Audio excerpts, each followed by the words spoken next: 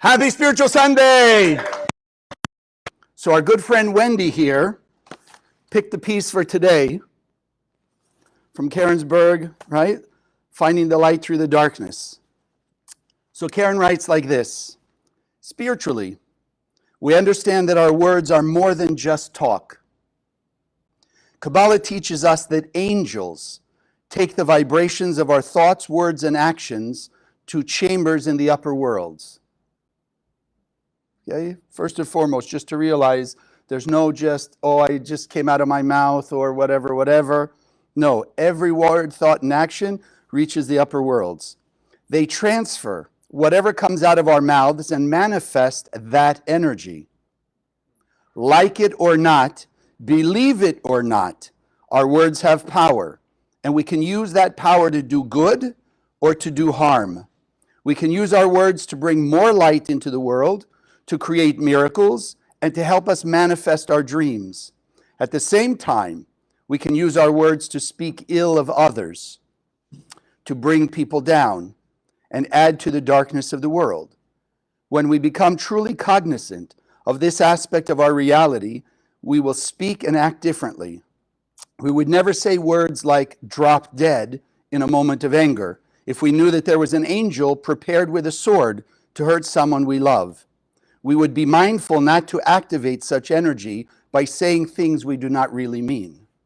The Zohar tells us that our lives are not counted by years, but by words. When we have used up our allotted words, then our time is up. Did you catch that? When we use up our allotted words, then our time is up. It means a person will leave the world. So be careful how much we speak. However, there's a beautiful condition. Words that we use to reveal light, words of prayer, words of human dignity and tolerance are not counted. So the more our words are for spiritual and positive purpose, the less words we use up. Okay? So let's see how that'll fit with today. So, as I put on Facebook, we want to start thinking God is a hologram. God is a hologram. Now that doesn't mean that God is not real, right? But what it means is the universe therefore is a hologram, and every person on earth is also a hologram. Now, I was going to use the idea of the microcosm and the macrocosm because we're familiar. But for whatever reason, I got the message I had to use hologram. So I remember from years back when I was in college, a hologram, right, was like this picture 3D, and you could see it like 3D, and if the light was right, whatever. So I looked it up, and what does it say? If you take a picture, a holographic picture, and you break it, each piece from that original holographic picture will look identical to the original.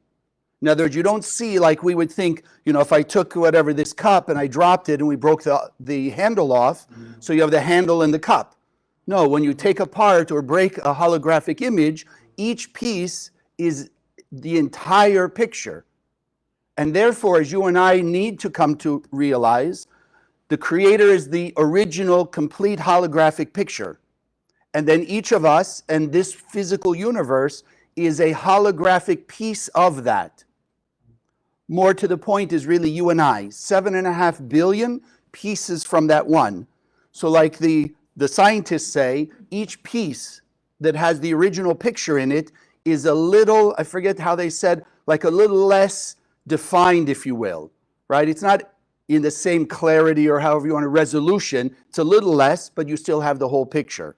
So then what does that mean for us? So we're going to say God is a hologram, the universe is a hologram, and we're holographic. So for us, what does it mean? And what I want to bring across today, what we understand from the Zohar, and what we teach in particular here in the Kabbalah Center, because of those of you who are newer, because of the lineage, not because we just think we have better ways of understanding Zohar and Kabbalah, but the Rav and Karen Berg are master Kabbalists. The Rav's teacher, Rav Brandwein, a master Kabbalist. Rav Brandwein's teacher, if you want to look him up, Rav Yehuda Ashlag, who was the first man in history to take the original Zohar in its Aramaic and bring not only the translation to Hebrew, which we've brought to English, but also explain it so people could understand it and most importantly, apply it in their life. Now, let me just throw out there again, like even Karen said, you believe it or not, it's your issue.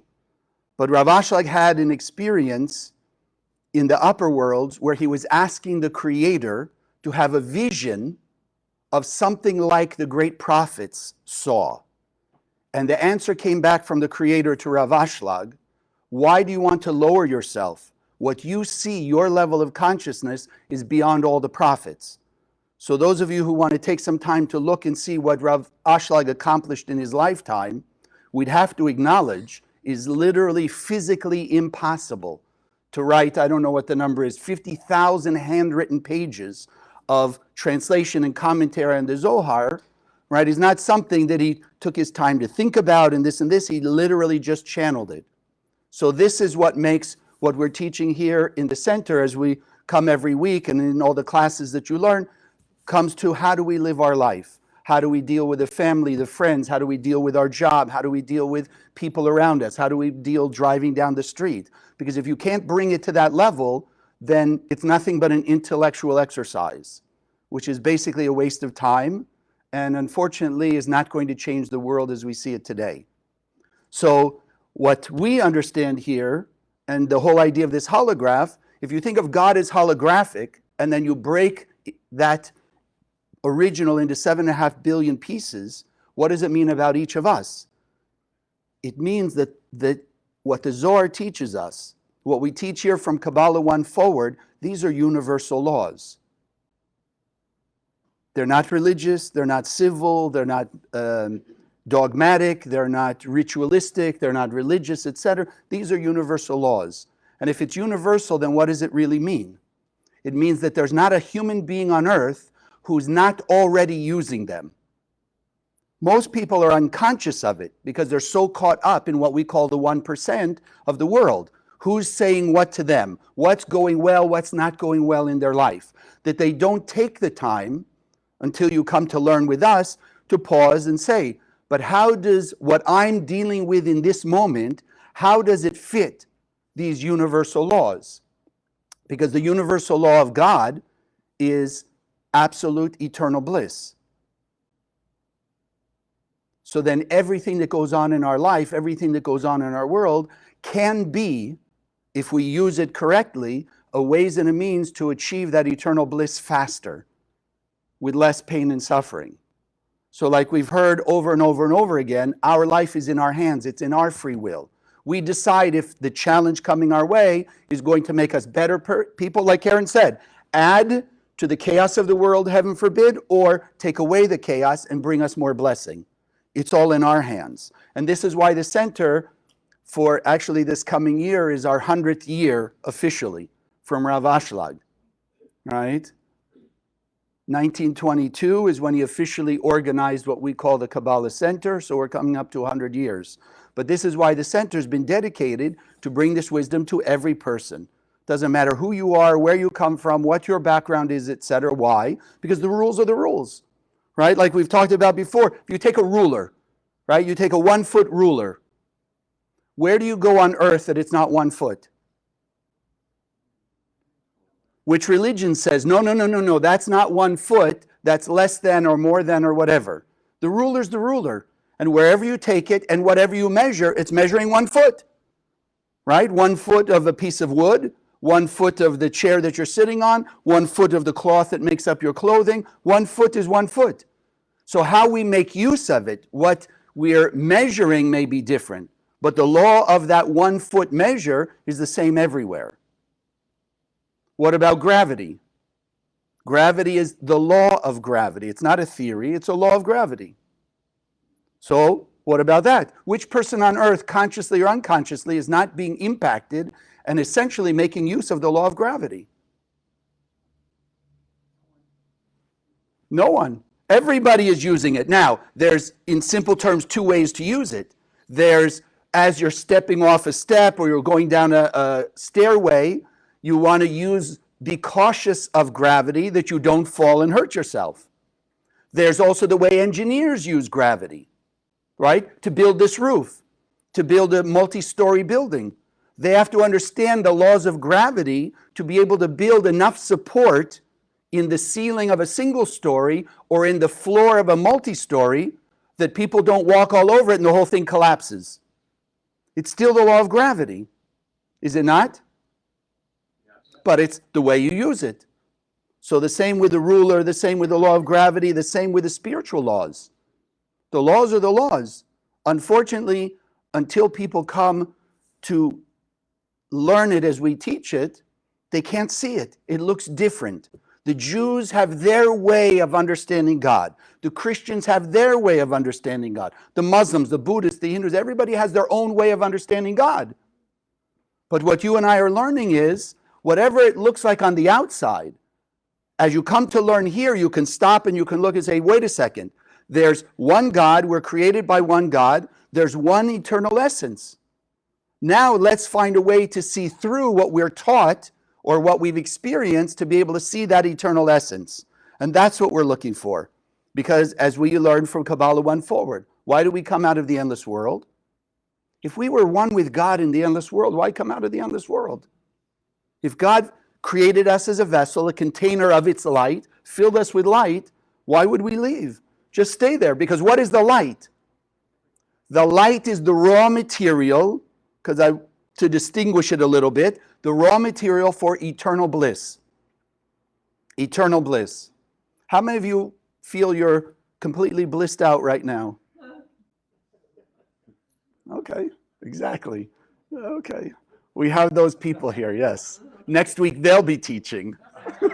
Okay. But you understand, we're all missing, even if we're at 80, 90% of our potential, we're still missing a piece of that light of eternal bliss. So the Creator gave us the raw material. Our job was coming into this world, as we say in various ways, act like God, be more sharing and caring, etc., to be a pipeline of the light of God. Because we want to experience it. We don't want to just feel, yes, God gave me 100% joy and happiness, but then look in a life and say, but I don't feel the 100%. The purpose of coming here was to be like God, share unconditionally, so that we would experience, not just have it inside, experience in our living that eternal bliss. That's why we came here. So let's not be distracted and think the reason we came here was to build our businesses, to have family and friends, to go on vacation, to buy cars and houses and things like that. That's not the purpose. If you think about it, think of even, let's say, the richest person on earth that you can think of, or the most powerful person on earth. Do you really think they feel completely blissed out? How do you know? How do you know? We're going to come up with something else, but this is one you guys brought to me. How do you know they're not completely blissed out? The person who has the greatest power, you follow, or the greatest amount of money?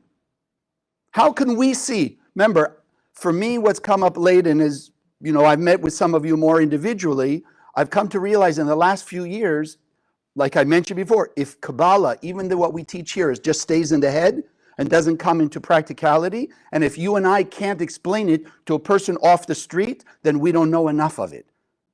Because we have to be able to translate it into our, literally, how we wake up in the morning, how we eat our breakfast, how we go out to work, how we drive down the street, our 1% life. We have to be able to relate it. And that's why I want us to understand today, all these rules, the essence of the rules, are in every religion, every culture, every background, but we have to be able to see it. So how can we say those people are not completely blissed out? So think about the last time you ate too much. You were sitting at the table and you just kept eating. It was so good, eating. When you're stuffed to the gills, do you feel like getting out and running around the block? Do you feel even like getting up to put the dishes in the sink? No, you just want to sit. That's it, right? And just feel that stuffedness. So imagine if a person were eternally blissed out, truly, what would they be doing? Simple term, just sitting still, because they'd be eternally blissed. So the fact that every human being on earth, the ones we perceive as powerful or wealthy or whatever, and the ones we perceive are not, and everybody in between. If we're moving and doing to make anything better in our life, it means we're not completely blissed out. So when you have billionaires who are going out to do all kinds of things, again, even if they're saying it's for the good of humanity, that means they're not blissed out, because they're still feeling some kind of lack that they've got to do, they've got to achieve, etc. You follow? And I'm not saying it in a bad way, it's for us to understand. So don't think, as the saying goes, well, if I had $1 billion, oh, I'd be blissed out. I know some of you are going, well, try me, let's see. Okay, I'll say the same thing. Try me, let's see. But you understand the idea? So we came here to be like God unconditionally. Just share the light unconditionally. Now, what does unconditional mean? So just think simply of the word. What is unconditional? No strings, no conditions. Doesn't matter what the conditions are. You know, the old, I don't know why these are coming to me so much. You know the old saying about the postal carriers? Rain and snow and this and this and that. I don't remember that. But no matter what, the conditions around it, it's not going to stop them from delivering the mail. That's unconditional. They don't just say, well, if it's sunny outside and dry, then I'll go deliver, right? But if it's rainy, forget it. You'll wait till tomorrow. You follow? That's unconditional. So we came here to be like God unconditionally. That means I don't care what they are doing to me, what they're doing out there, I have to shine the light unconditionally. So let's think about it. Think about the last time you encountered that nasty person or a nasty person. Did you really act unconditional, or you were a little conditional? Exactly. So what does unconditional mean? That nasty person saying their nasty things, and we're pausing and we're saying, no, I came here to act like the light. I want to be like the light because I want all those blessings to be experienced in my life. So then I have to pause, and in spite of the fact they're nasty or whatever terrible thing they're saying or doing, I have to start shining the light of compassion or kindness or tolerance or understanding or forgiveness, whatever it is. Now, if you're new, am I telling you to be the doormat? Just fall on the ground and no, the opposite. The only thing that doesn't make us a doormat to those people, or to, as we call it, that opponent in our head, that parasite, is by standing up and shining the light.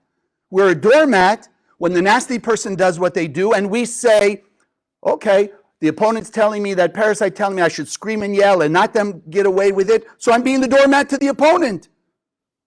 Hello? I'd rather be a doormat to God. So let me shine the light in spite of their nastiness. What about when things aren't going well at work? Oh, there comes the condition. What am I going to do? What about me? What's going to happen? Will I pay my bills? Are they downsizing? Will they keep me? Fire me? Etc., etc. We're the doormat to that opponent again. We're a doormat to all the negative thoughts that he's putting in our head. What about me? What about me? What about me? God doesn't think of itself. God is just shining light 24/7 unconditionally. People love God, hate God, know God, don't know God, shining the light 24/7. That's what we came to imitate.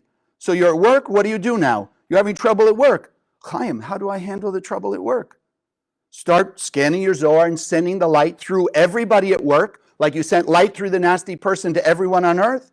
Send light through everything in your business, everything in your job, that everybody on earth will be able to find their right job. Now you're no longer the doormat to the opponent. You're no longer under the control of the physical 5 cents material 1% world. You're able to see past it. You're able to live past it. And when you live past the 1%, where are we? I know some of you know the answer. If you live past the 1%, you're in the 99%. You're in that level of eternal bliss. You're in that level of the true essence of the Creator. So that's where we have to go. The Creator doesn't see the 1%. Our job is not looking at the 1%. Live in the 1%, but live as the light in the 1%. So, remember, Karen said it, and thank you, Wendy. Basically, every word, thought, and action is carried by an angel, goes to the upper world, and comes back. So what's another way of understanding that universal law? Which we all know, at least with our brain. We don't always live by it, or we wouldn't be doing some of the things we do. What's a simple way? Cause and effect. What goes around comes around. What goes out comes back. Think about it. If you and I were conscious in the moment that nasty person said or did whatever they did, and we could pause and say, what goes around comes around, would you behave the way you did back then? Scream and yell, scared, fight, whatever it was? Of course not, because we didn't want that to come back to us. But when we don't pause and we don't think about it, we don't have that free will. Of course, we're going to just do what we've always done, react. So let me ask you this, hologram. How is the universe showing us that we do that all the time? We give in, but how does it show us, more importantly, how can we overcome it? How can we pause, not give in to the 1%, but focus on the 99%? So how many of you ever gone shopping? Anybody here never went into a store to shop? Anybody? Anybody online never went to a store to shop? Okay, so how many of you, when you walk in the door, the greeter says, excuse me, you can't go into the store till you fill out this questionnaire. And the questionnaire is basically, are you a good person? Are you kind and nice? You ever had that happen to you? Why not? Why not? Why don't the stores ask you or ask everybody who walks in, are you a good person? Because they don't want to serve the bad people. So as I'm thinking of this, I'm thinking, so where do the criminals shop? Right? Don't they go to the same stores we go? So the criminal goes there. How come the store doesn't say, Mr. or Miss Criminal, you cannot buy from us? Why not? But what does the store focus on? Is the store really focused on, is it a good person or not? They just want the sale, and again, not in a negative way. I want us to understand the concept. They want to sell their products. So as long as a person comes in, buys the product, they're happy. They're not taking time to figure out, is this a good person? Are they going to do good things with it, bad things with it, whatever? No, they just want to sell their product. So what do you and I want? We want to take the raw material the Creator gave us of eternal bliss, make it manifest. Like we're saying this morning, by just acting unconditional. What does the opponent, that challenger, parasite in our head say? Oh no, but this was a nasty person. So if they're a nasty person, you don't want to get light. You just want to get even. You follow? So imagine, even you and I, have you ever gone into a store in not such a good mood? Yes. Tell me the truth. Yes. Yes. So if they gave you the questionnaire, you'd never go in the store. That wouldn't be very good. You follow? Because we're all great people, but we have those moments. So then the same way, you follow me? I don't care what the outside looks like. I don't care all the chaos going on in the world, all the terrible things going on in the world. In that way, I want to send the light. I want to be a pipeline of the light. I want to channel from the upper worlds through me what God put in my soul, my holographic piece, which is God, all the power and the abilities that God had on my level. So I want to channel it. Why? So I get the benefit. I want the benefit of the light and the raw material the Creator put inside me. So I'm going to look through the 1%, I'm going to shine the light. Now, for those of you who are thinking, yeah, but what about the nasty person? Are you saying you don't care about nasty people and all that they'll do? The opposite. The opposite. Like attracts like, yes or yes? Yes. So if we are nasty to a nasty person, what are we being? Yes. We're being nasty. So we've just added, as Karen said, to the chaos of the world. When we can pause and we can say, no, I don't want to see the nastiness. I'm going to pierce and look into their soul. In their soul is the light of God. That same raw material that's in me. So if I'm sending the light in them, what's waking up in them? More of their nastiness or the light of God inside them? So the only way we can take away their actions of chaos and ours at the same time is by acting like God unconditionally. Be kinder, more compassionate, more forgiving, more generous, more tolerant, more humble, etc. We do that. We benefit, and we're changing the world around us. We're not being doormats, the opposite. We are being leaders of what's going on in the world. Or you can just be sheep and followers. Let that sink in for a minute. That's all the choice we have. And I don't mean leaders like we're telling everybody else what to do. Spiritual leaders. by the energy and the vibrations we put out. Like Karen said, the angels will carry it. So if we're putting light, true light of unconditional love to every human being on earth, as Karen said, what we read, the angels are carrying it to the upper world and it comes down to be manifest, which means what? Every human being on earth is then being rained upon by the light of God that's awakening the light of God inside them. Now we are leading the transformation of the planet. So don't let Satan tell you, that opponent in your head, say, but who am I? Who am I? What power do I have? I'm enough just to take care of my own life. Yeah, but as you're living your life, you could be a pipeline of the Creator or not. If you're a pipeline of the Creator, you are changing the entire world. Don't look for the results because it's not up to us. What happens after we do the actions? Like Karen said, the angels go upstairs and they bring down. So this is the other part. How do you know we've never, ever, ever been in charge of the results? We're only in charge of the actions, good or bad, but that's all we're in charge of, right? People think, how many of you know somebody who you used to, maybe still, define as a controlling personality? Yeah, look, you should see all the smiles in this room, right? We all know that person. What does a controlling person mean? They think they're in control of everything and they can control and manipulate everything and everyone. No, it's not true. The universal law, as we teach it from the Zohar, says the only thing we can do is put energy out into the cosmos, then our soul's path, tikkun we call it, karma, and the universe combine, work together to bring back whatever the result we need. So we are never in charge of the form of the results. And like we asked before, how can we say that? I mean, you're thinking to yourself, I went to school, I studied hard, I got an A, right? I went to trade school or whatever it was, and I worked hard and I learned and and I made it happen. So the opponent making us think we are in control, right? I got up this morning, I made these notes, I put these things, I got it together, I came here, set it all up. Did I not do that? My Satan is going to tell me, oh yeah, you did it. So how do I know I'm not in control of all the results? How can you tell the person on the street that we are not in control of the results? Ask any human being on earth, did anything ever happen to you unexpected, for good or for bad? Yes or yes? Yes. Well, what does the word unexpected mean? Not in control. I wasn't in control of it. It was completely unexpected.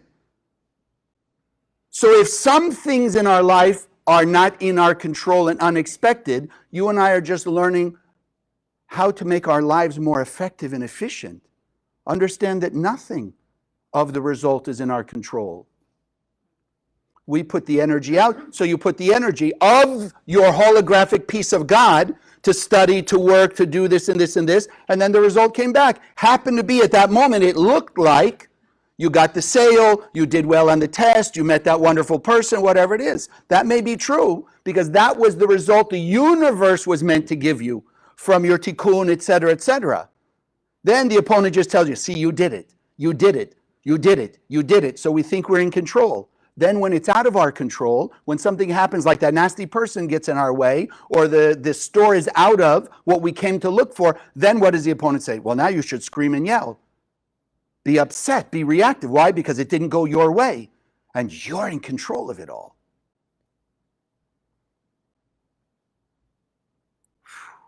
Really thinking now, huh? Dust off those gears. Dust off those thoughts, right? Take the cobwebs out. That's good. Because it's time, my friends, we need to understand this. We need to wake up and realize we have that opportunity. It's us, not them. Not them. So then our job, yes, look past the 1%, stop giving in to the 1%. Doesn't mean we ignore it. I want to also make sure we understand that. Doesn't mean we ignore the 1% and say, well, if I'm a holographic piece of God, I can just do whatever I want and the universe is going to set it up. Yeah. Well, if a person does stupid things out of their desire to receive oneself alone, well, if I'm not in charge, I'll just cross the street, my eyes closed, I'll walk in front of the car, blah, blah, blah, blah. I mean, that's just stupidity. And where's it based from? Again, the rule. We have the 1 foot measure. If you're coming from desire to receive oneself alone, then there's going to be chaos. When your effort and your desire and your actions are in line with sharing the light, being a pipeline of the light, then the universe will bring that. Yes, sometimes it looks confusing. Because we know, we learn from Kabbalah 1 forward, and that's why we teach it from the first classes.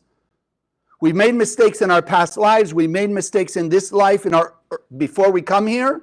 So cause and effect. There's going to be a challenge. So sometimes when we do that very difficult effort of pause, shine light through the nasty person, send the light in whatever form, etc., then the next thing shows up is a challenge. Looks like chaos. But you and I have learned how to see through the chaos. And then you see nasty people out there, we say, get away with murder. So Satan, that opponent, says, well, see, you can't figure there's no real system to this. No, we understand there is a system. If I've made 10 mistakes and I push myself to break through the blockage of 5 of those mistakes, I still have to face 5 of them, right? So when the next one shows up, it's the blessing to give me the ability to break through that one and manifest that next higher level of peace, love, compassion, protection, prosperity, etc. So it's not chaos. We have to look through the 1% of that. Think of that. What is chaos? We don't even understand really chaos, do we? Chaos doesn't mean all bad all the time. That's what we like to think. Oh, it's all chaotic out there. Are we referring to the good times?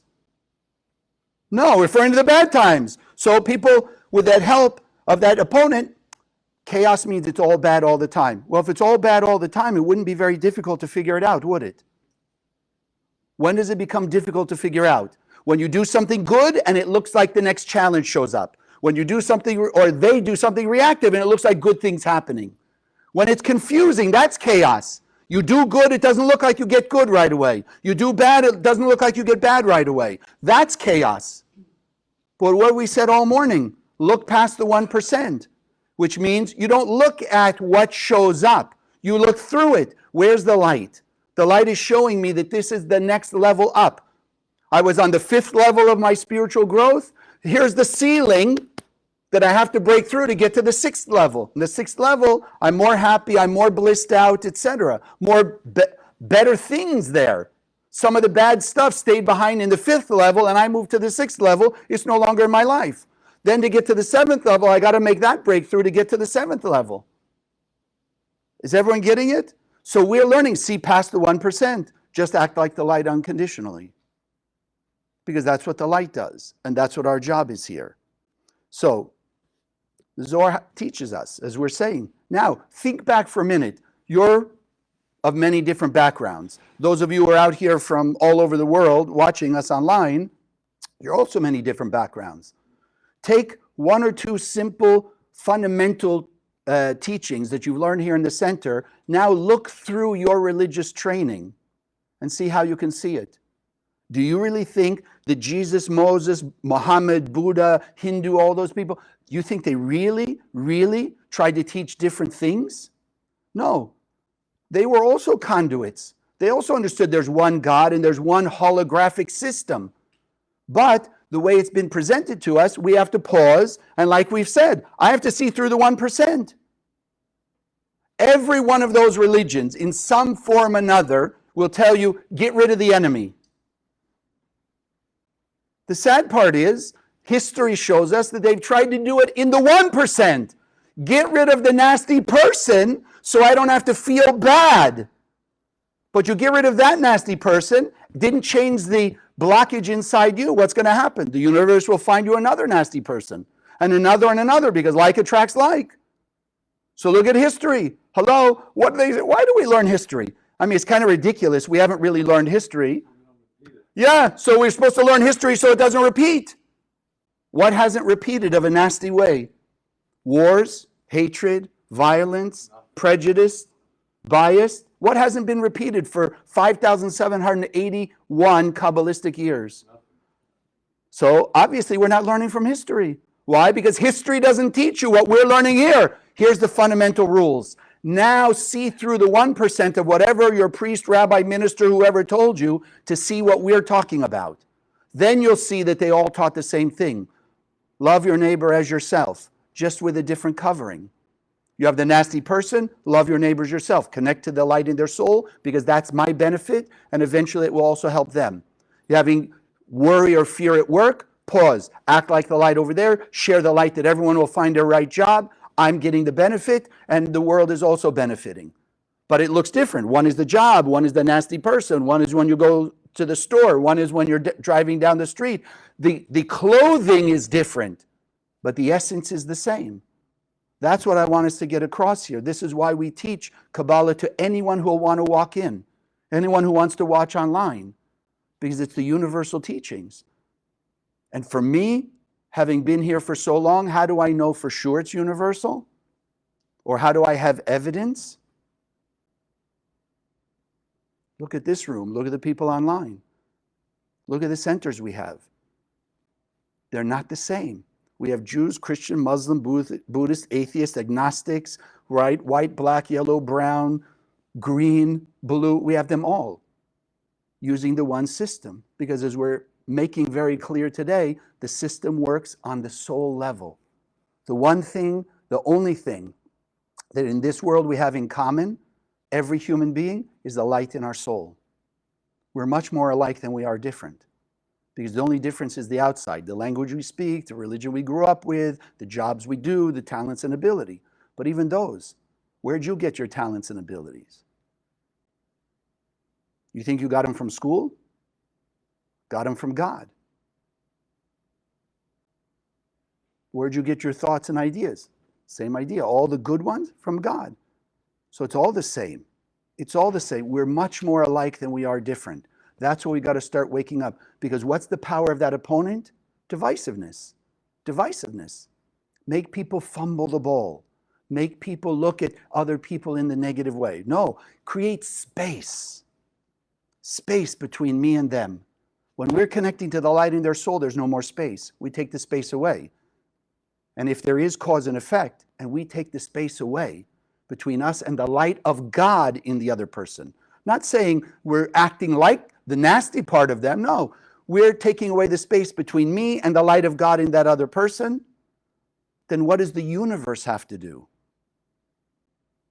Has to take away the space between you, me, and our 100% bliss, love, kindness, prosperity, peace, joy, protection, good things in our life.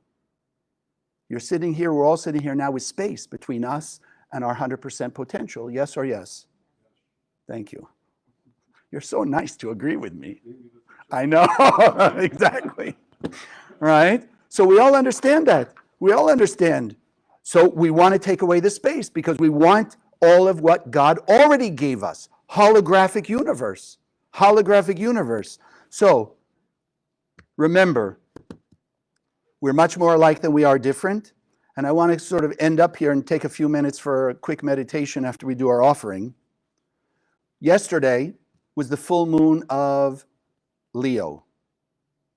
Leo is the only planet or the only sign that's controlled by the planet of the sun. So a full moon means the maximum amount of reflection of the sun's light on the mirror of the moon. So there are 12 full moons of the year, right? Every month has a full moon. But the only one that is literally the most powerful connection of the sun and the moon is Leo. So the Kabbalists explain that is called the day of love. Because what is love? Unity.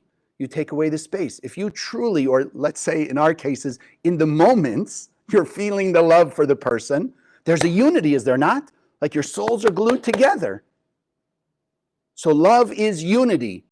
So it's the day of love. And as we're saying, take away the space between us and the light in other people.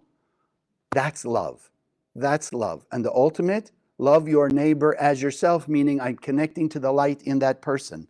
So let's start taking this power of love that just entered yesterday in its most powerful within the year. Doesn't mean we can't be loving all year, but let's take that energy that the cosmos brought us yesterday, the true power of the love of God. And let's be, as we said, let's be leaders, leading the charge to the end of all pain, suffering, and death because we have the technology. We are able to see, we've been practicing, we've been making that greater effort to see through the illusion, act like the light. See through the illusion, act like the light. Do we have more to go? Yes. But let's take that ability to act like God on the 99% to see the light in every person. Because when we do that, then the universe has to find the right way. If we're taking the space away, uniting ourselves with the soul of every person, then the universe has to respond also to bring people together in greater love, in greater unity, take away the illusion, take away the chaos, take away the negativity, and then for sure, it will have to bring peace and harmony, bring that primordial Garden of Eden that we came into this world first before we got thrown out or threw ourselves out. And then, because we're living in eternal bliss, as we're living as God, then the heaven on earth, paradise, bliss has to show up, and we can live in that Garden of Eden, that heaven on earth, unified, loving, peaceful, blissed out with everyone else together in that original primordial God's holographic universe. God bless. Okay, so let's just take a moment. We'll do our offering, the meditation on the offering.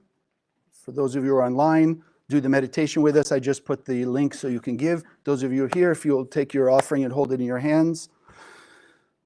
And again, I thank you for your support. It allows us to maintain and grow this program in particular, and also the projects of the Kabbalah Center. Because there is no center without people.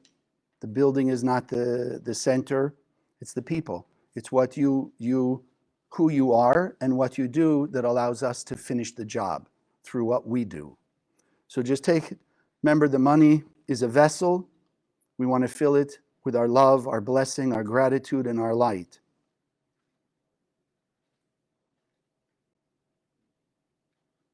One, just to acknowledge everything we are and have comes from the light of the Creator.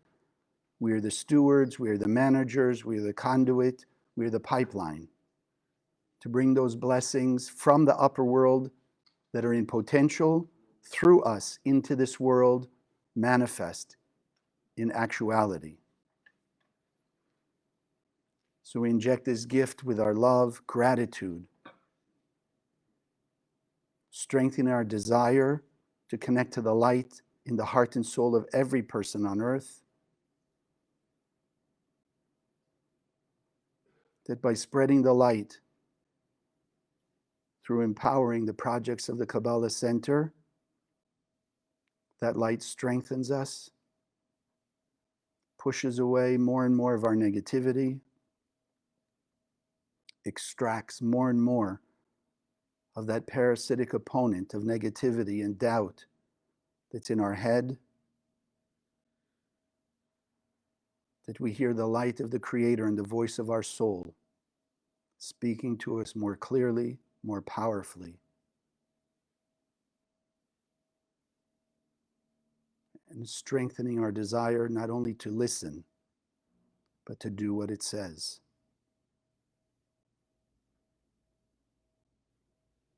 Bringing peace, harmony, love in our days. And together we say, Amen. Okay, so those of you who would like to stay with us online, we want to use one of the 72 names of God. Yes, and Richard reminded me I have to make sure you can see it here in the room, besides just online. So this is called the Heihei Ein. For those of you unfamiliar, the Aramaic letters they are channels of the light of God of the most powerful intensity. So this combination is awakening unconditional love. Heihei Ein. So you just want to look at it. Make sure you can see it. Just let the images be engraved in your mind's eye, that the light will channel through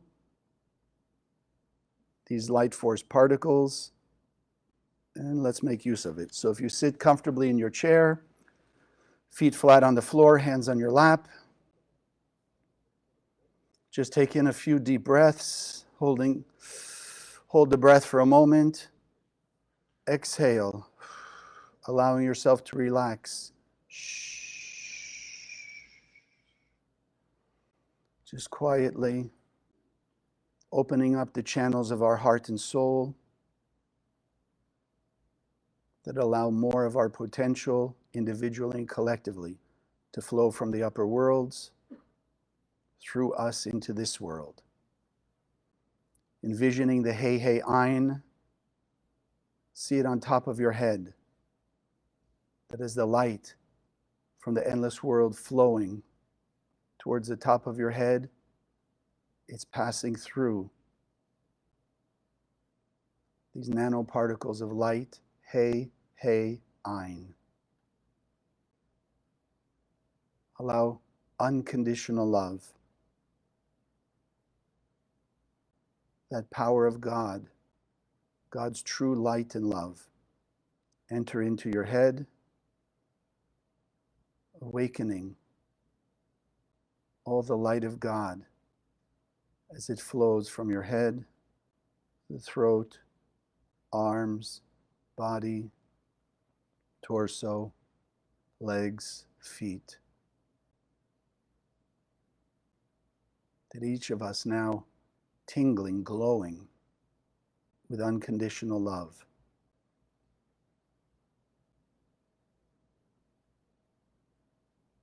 Look at yourself from the side. See your true light being as God sees it. Just shining, bright, happy, serene and peaceful.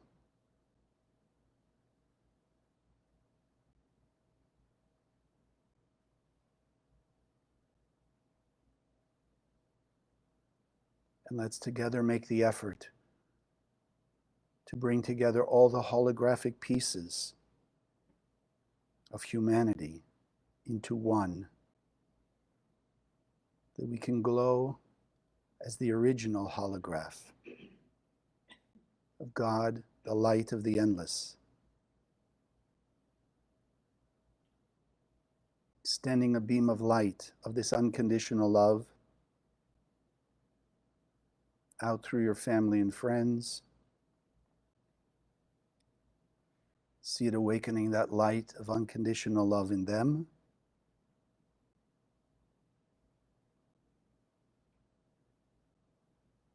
See how much brighter that light looks from your perspective. And now shine that light out to anyone and everyone that up to this moment you've had issues with, difficulties with, conflict with, space between. And use this extra energy, Heihei Ein, to pierce the 1%, 5 cents illusion of those people. Shine that light, the Creator's light, directly into their heart and soul, benefiting you with more strength and power, more protection, more blessing. Benefiting them by awakening that unconditional love and light of God in them.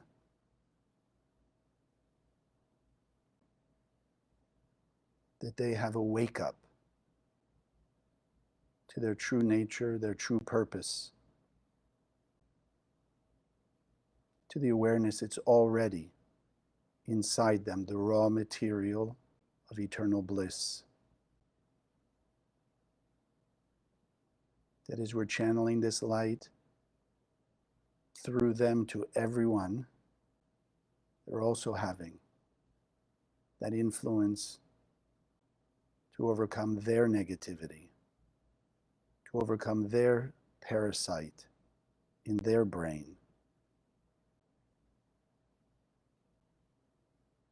That the light in their heart and soul becomes the stronger voice in their head, guiding their words, thoughts, and actions to be in greater alignment with true love, peace, and unity.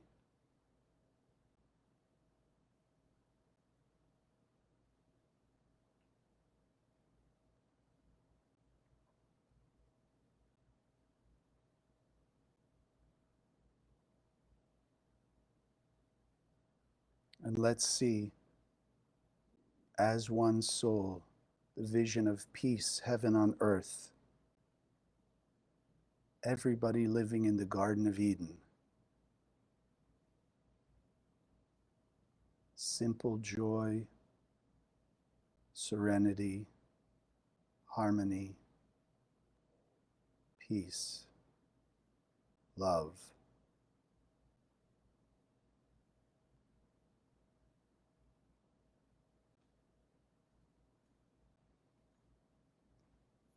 Just allow yourself that vision becomes more deeply engraved in your heart, your soul, and your mind.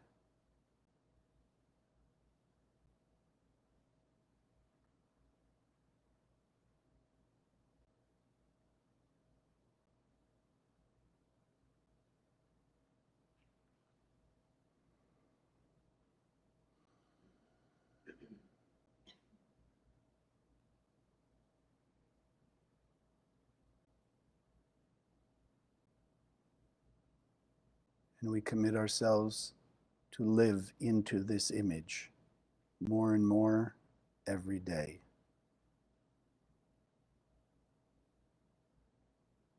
Taking one more deep breath to anchor and solidify it in our heart, soul, and mind.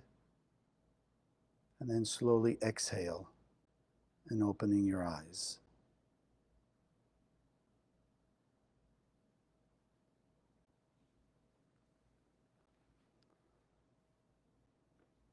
So thank you all for joining us here and there, all over the world. Thank you. Already Monday. For the rest of us, have an amazing rest of Spiritual Sunday. And I look forward to seeing you next week. Bye. God bless. Thank you for joining us. Yes. Thank you. Thank you for joining us. If you liked what you saw, click the subscribe button so you'll be notified of future videos as we post them. Would also love to hear your comments and questions, whether it's about this video in particular or about the wisdom of Kabbalah as we teach it in the Kabbalah Center. If you'd like to learn more about various subjects, go to our website, www.kabbalah.com. We have thousands of articles and classes on various subjects within the wisdom of Kabbalah. Share this video with other people. If you are inspired and it can change your life, let's start changing thousands and thousands of people's lives around the world also. If you'd like to contribute in support of Spiritual Sunday and the projects of the Kabbalah Center, that link is also below. I wish you an amazing day, afternoon, evening, wherever you may be out there. And may God bless us all that we awaken the light of the Creator, not only inside us to a higher level, but touching the heart and soul of every human being on earth with the light of the Creator.